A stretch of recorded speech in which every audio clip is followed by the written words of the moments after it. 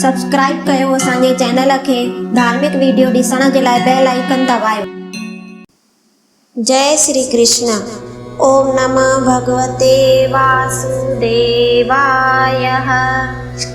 हिन ग्रंथ में जीवन जी जो राह ॾेखारी आहे, जॾहिं उन जो अनुसरण कयूं त मनुष्य जीवन ऐं मृत्यु जे चक्र सां मृत्यु प्राप्त करे सघंदो आहे। भगवान खे कीअं प्राप्त कयूं, इहो ज्ञान भगवत गीता ॿुधाईंदी आहे। जय श्री कृष्ण। गीता जो अध्याय 5। अर्जुन श्री कृष्ण भगवान खां पुछण लॻो, हे भगवान, कर्मनि जो त्याग ऐं संन्यास चओ ऐं कर्म योग भी निष्ठो करे चओ, जंहिं में मुंहिंजो कल्याण थिए। हाणे अर्जुन जो प्रश्न जो उत्तर कृष्ण भगवान हिन रीति थो चवे। श्री भगवान वाच, हे अर्जुन, संन्यास योग ऐं कर्म योग इहे ॿई कल्याण जा दाता आहिनि। तिन में कर्म त्यागण जो आहे, तिन में कर्म करण हे कर्म योग चङो आहे। ऐं जो जीव ज्ञान जी ॻाल्हि सम्झण वारो सो सन्यासी आहे। सो कहिड़ो आहे? सो सभिनी ॻाल्हियुनि जो हर्ख शौक़ खां परे आहे। हे महाबाहे अर्जुन, अहिड़ो जो निराधन आहे, यानी अंधकार खां परे आहे, सो सुखेन संसार जे बंधननि खे मुक्ति रूप थींदो आहे। हाणे अर्जुन ॿियो ॿुध। सांख्य योग ऐं योग खे जुदा जुदा बालक अज्ञानी चवंदा आहिनि। योग चइजे मुंहिंजे भजन साण जुड़ी रहण, सांख्य चइजे मुंहिंजी ज्ञान गोष्ठ कथा वार्ता करण। सो इहे ॿई हिकु ई आहिनि ऐं इन्हनि ॿिन्ही जो फल हिकिड़ो ई आहे। जंहिं मुंहिंजे असल आस्थान खे माखे वारो थो पाए, तंहिं आस्थान खे जोगी भी वञी प्राप्त थींदो आहे। जंहिं सांख्य ऐं योग हिन सम्झो आहे, तंहिं जथारथ जीअं त तीअं सम्झो आहे। हे अर्जुन, संन्यास जो आहे संसार जा कर्म सभु त्यागजनि, देह करे ऐं मन करे भी त्यागजनि, तिन जो नालो सन्यासी चइजे। हे महाबाहे अर्जुन, इहो ई संन्यास पाइण ब्रह्म जो जुड़ण खां सवाइ कठिन आहे। तॾहिं भजन करण में जुड़ंदो आहे, तॾहिं सुख ऐं संसार जूं वार्ताऊं भुली वेंदियूं आहिनि। इन्हीअ जो नालो संन्यास आहे। जो भजन योग साण जुड़े सो मुनीश्वर आहे, सो सुतैत पार ब्रह्म खे पाईंदो आहे।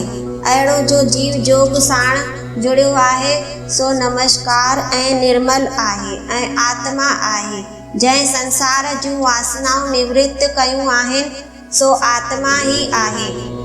जंहिं पुरुष इंद्रियूं वस कयूं आहिनि ऐं सभु भूत जीवन में हिकु ई ब्रह्म ॾिसण में आयो आहे, अहिड़ो जो प्राणी आहे, सो कर्म कंदड़ भी न कंदड़ आहे ऐं निर्लोप आहे। ईअं सम्झ, जेको आत्मा आहे सो कुझु भी नथो करे। अखियूं ॾिसनि थियूं, कन ॿुधनि था, देह सुपरश करे थी, नासिका सिंघनि थियूं, सवाद जिभ वठे थी, श्वास पवन करे अचनि वञनि था, हथ ॾियनि वठनि था, पेर पंधु कनि था ऐं नेत्र ॾिसनि वाइसजनि था। सुम्हंदी ऐं जाॻंदी देह आहे। जो अहिड़ीअ रीति सम्झे त हीअ इंद्रियूं पंहिंजे विषय में थियूं वर्तजनि ऐं मुंहिंजो आत्मा राम सो अकिरतो आहे, इन्हनि खां न्यारो आहे। अहिड़ीअ तरह आत्मा खे सम्झे, इंद्रियुनि करे जो कर्म थिए थो, तंहिं पुरुष खे कंहिं कर्म जो पाप न आहे।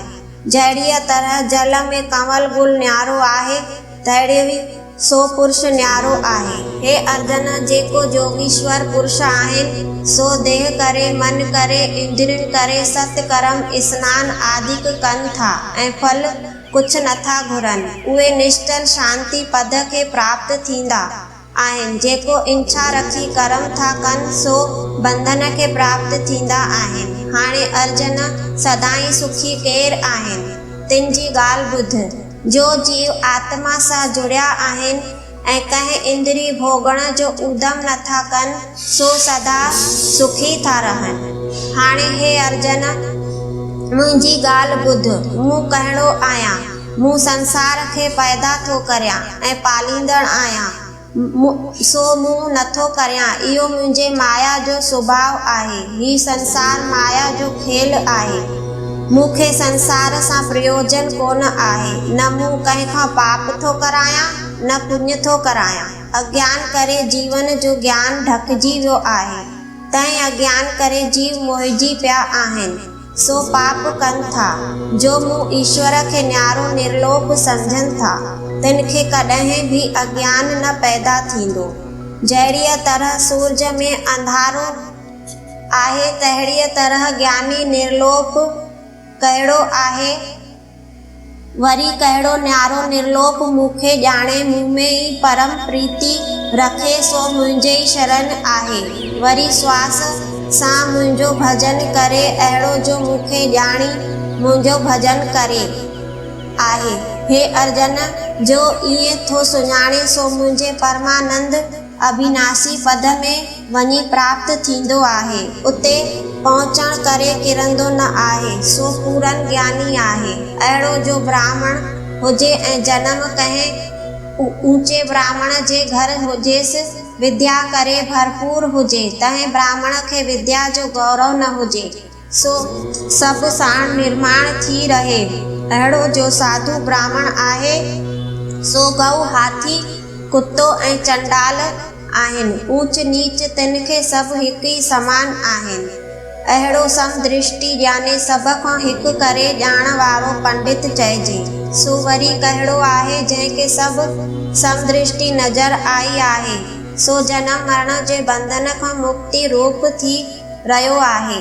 वरी आत्मा ब्रह्म सभ में निर्लोप ॼातो आहे। अहिड़ो जंहिंखे ब्रह्म ॾिसण में आयो आहे, सो वठी कहिड़ो आहे चङी वस्तु पाण करे न प्रसन्न थिए, न बुरी वस्तु पाण करे बुरो मञींदो आहे। अहिड़ो जो पको निश्चय खे ॼाण वारो, तंहिंजो हृदय में कुझु अज्ञान न रहियो आहे। ॿाहिरि जे इंद्रियुनि करे सुख तंहिंखां विसरी वियो आहे, सो आत्मा जो सुख में वञी मग्न थियो आहे। हे कुंती नंदन अर्जन, जंहिंजो आत्मा ब्रह्म योग सां जुड़ियो आहे, तंहिं ही अविनाशी सुख पातो आहे ऐं भोगन जो सुख नाशवंत आहे। सो विषयनि जे भोग खे त्यागे आत्मा जो सुख भोगींदा आहिनि। इंद्रियुनि जा भोग दुख खे पैदा कंदड़ आहिनि। इंद्रियुनि जे भोगनि पासे न वेंदा आहिनि। हाणे जंहिंखे अॻिते जन्म न आहे, तंहिंजी ॻाल्हि ॿुध। जीअं देगिड़े मां केवीअ सां हिकु दाणो कढी ॾिसबो आहे, जो उहो ॻरियल हूंदो आहे त उहो सभु ॻरियल आहिनि। जो हिकिड़ो कचो आहे त सभु कचा आहिनि। तीअं जंहिं ज्ञानीअ में काम क्रोध न आहे, जंहिं काम क्रोध ॿई दुश्मन जीतिया आहिनि, तंहिं ही योग जुगति ॼाती आहे। सोई मानुष्य संसार में सुखी आहे। तंहिंखे छो नथा काम क्रोध पैदा थियनि, तंहिंजी ॻाल्हि ॿुध। उहो ज्योति स्वरूप आत्मा सां वञी जुड़े थो। जंहिं आत्मा जो निर्वाण सुख आहे, तंहिं सुख में वञी मग्न थिए थो। तंहिंखे काम क्रोध पैदा न थींदो, सो आत्मा ब्रह्म निर्वाण पद खे प्राप्त थींदो। छो त तंहिंजा पाप मिटी विया आहिनि ऐं ॿियो वरी तंहिं पुरुष जी विकारनि खां नज़र परे थी आहे, सो ब्रह्म जो ॾिसण वारो थियो आहे ऐं वरी सभु प्राणियुनि जीवन जो कल्याण में आहे। अहिड़ी प्रीति तंहिंजी शीतल स्वभाव आहे ऐं काम क्रोध जंहिंखे न आहे, अहिड़ो जो आहे ज्योति स्वरूप ब्रह्म निर्वाण सुख, तंहिं में मग्न थी रहियो आहे।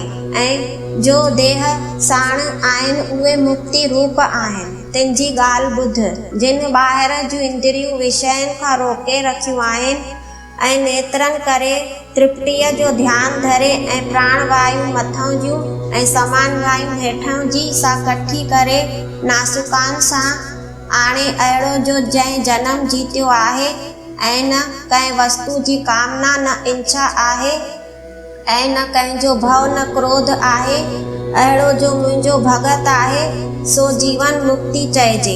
हाणे मुंहिंजी ॻाल्हि ॿुध। हे अर्जन, कोई कोट लोक मुंहिंजे पाइण वास्ते जग कंदा आहिनि, कोई किरोड़ लोक तपस्या कंदा आहिनि, जग बि कंदा आहिनि सो उन्हनि जगनि जो ईश्वर ऐं सभिनी जीव प्राणियुनि जो मित्र आहे। अहिड़ो जो प्रभु आहे जो कोई ॼाणे श्री कृष्ण भॻवानु अहिड़ो ई आहे, तंहिंजे ॼाण जो फल कहिड़ो पाईंदो सो परम आनंद जो सुखनि खे पाईंदो आहे। इत श्री भगवद गीता श्री कृष्ण अर्जुन संवादे 5 अध्याय संन्यास योग नालो संपूर्ण थियो। जय श्री कृष्ण। अॻिते 5 अध्याय जो महात्म शुरू थियो। श्री नारायण वाद। श्री नारायण तो चवे, हे लक्ष्मी, श्री गीता जो 5 अध्याय जो महात्म ॿुध। हिकिड़ो ब्राह्मण पिंगलो नालो पंहिंजे धर्म खां भ्रष्ट याने ॿिए धर्म हो संग वॾो वञी कुसंग कंदो हो, मच्छी मांस शराब पीए जुआ खेॾे। तंहिं ब्राह्मण खे संदसि बिरादरीअ लाइ छॾियो। तॾहिं उहो ॿिए नगर में वञी वेठो। परमेश्वर जे कृपा सां उहो ब्राह्मण पिंगलो वञी राजा वटि नौकर बीठो। राजा वटि ॿियनि माण्हुनि जूं पयो चुगलियूं हणंदो हो। जॾहिं घणा ॾींहं थिया ऐं हू घणो धन वारो थियो, तंहिं विवाह कयो, पर स्त्री व्यभिचारिणी मिलियसि।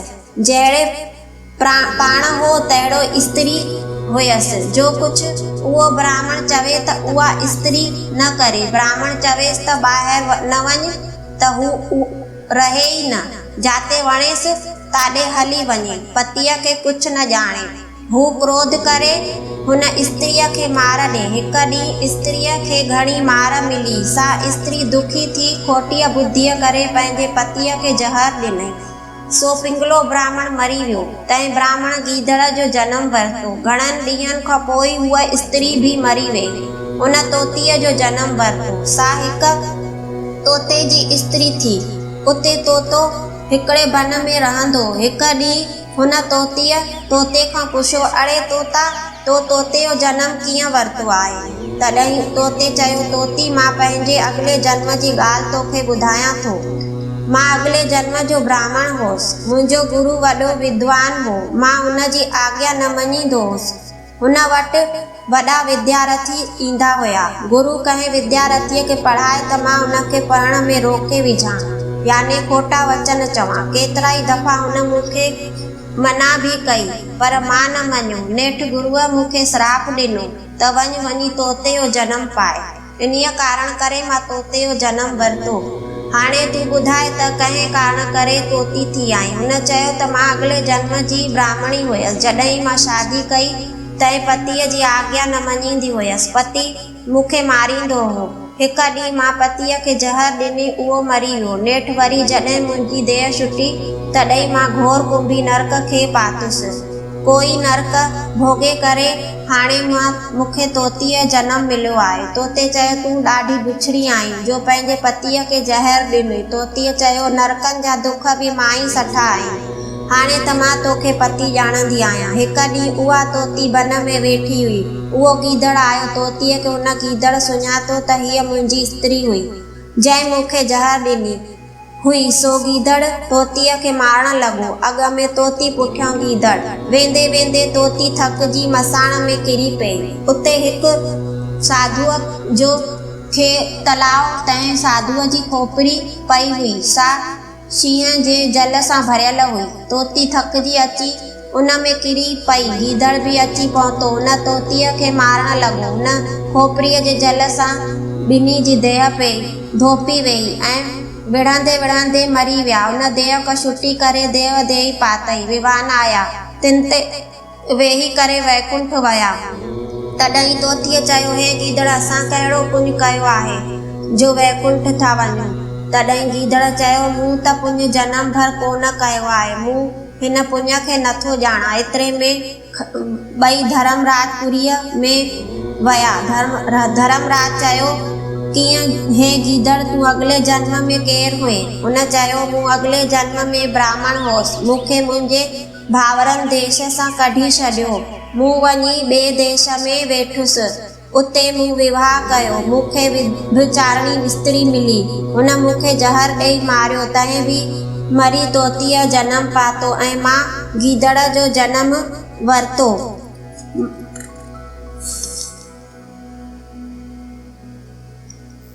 मां मन में हिन खे सुञाणी करे मारण लॻुसि। उते हिकु मसाण में माण्हूअ जी खोपड़ी जल सां भरियल हुई।